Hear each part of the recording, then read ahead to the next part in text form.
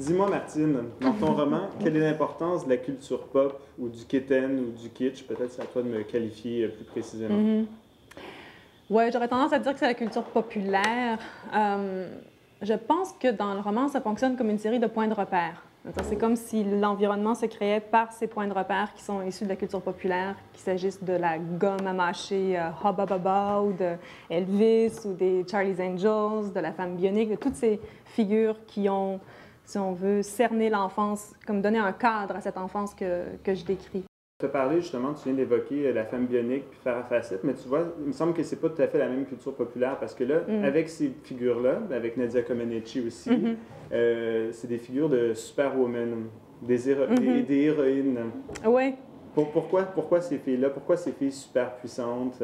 Bien, en y réfléchissant après coup, après l'avoir écrit, parce que ça m'est venu assez spontanément, je me suis demandé si c'était pas justement le résultat de la révolution féministe, un tas de figures qui sont apparues dans la culture télévisuelle, parce qu'il s'agit de Nadia Comaneci, on l'a vu par le biais de la télé, moi, on était aux Jeux olympiques de 1976, donc j'étais, moi, encore enfant. Ce sont des femmes qui sont apparues et qui étaient, je dirais, des nouvelles figures de femmes puissantes dans les médias. Et elles étaient encore, les Charlie's Angels en particulier, jouaient encore sur la séduction. Il y avait tout un espèce de Baywatch avant son temps. Et je reste plutôt sur la femme bionique qui est sans doute celle qui m'a, moi, le plus marquée, qui était une figure qui était au-delà des polarités, si on veut, jouer ni sur la séduction, elle était ni masculine ni féminine, elle était un peu androgyne, elle était forte, elle était intelligente. Tout ça m'a marquée, mais je pense que en le mettant dans le roman, c'est que ce qui m'a marquée, c'est ce passage à une culture qui intègre les femmes autrement, qui leur accorde une autre place. Et c'est vrai que quand j'ai écrit le roman, pour moi, il n'y avait pas de bonne ou de mauvaise culture. Il n'y avait pas de culture haute et de culture basse. C'était tout sur le même plan, comme ce village que je décris comme un village maudit, un village pitoyable. Mais dans les faits, je pense que ce qui traverse le roman, c'est aussi une affection pour ce lieu qui est un lieu de perdition culturelle, si on veut.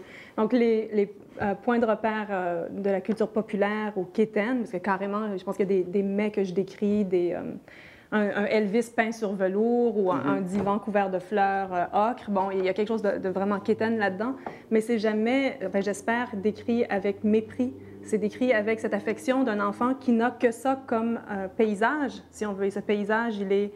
Après coup, l'adulte peut le critiquer parce que l'adulte a progressé, si on veut pour le dire comme ça, a grandi, a appris, c'est ça, une autre expérience de la vie. Mais si je me replace dans la peau de cet enfant, mais cet enfant regarde tout ça avec la naïveté d'un enfant et donc avec amour aussi. L'image que j'avais en l'écrivant, c'était celle d'un vautour qui tourne dans le ciel et qui attend de pouvoir plonger sur sa proie. Et c'est un peu comme ça que j'ai écrit le roman. C'est-à-dire que la narratrice serait cette espèce de vautour qui circule et qui attend de plonger. Donc, au fond, c'est comme deux mouvements inverses. Le roman part d'un centre qui est le village et on s'éloigne de plus en plus, donc de la banlieue à la grande périphérie qui est cet horizon qu'est la grande ville. Donc, il y a un autre centre éventuel, mais on fonctionne un peu comme ça, comme des poupées russes. On les déballe. Mais en fait, dans ce mouvement, c'est un mouvement inversé que je cherchais, qui était celui de comment on arrive à plonger dans l'enfance, comment on arrive à plonger dans ce qu'on a perdu.